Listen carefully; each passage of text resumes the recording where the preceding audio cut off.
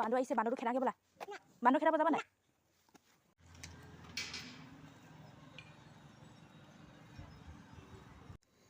পথাৰৰ পৰা অলপমান বিৰতি লৈ মেলি অকণমান ফুৰি আহোঁ বুলি ভাবিছোঁ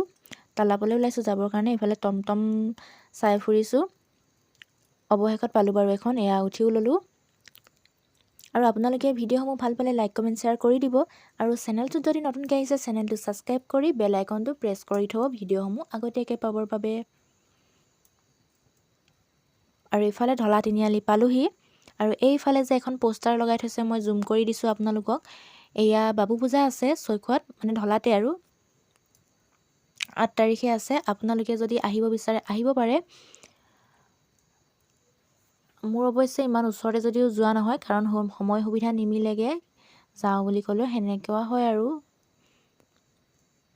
এইফালে বাছ ৰৈ আছোঁ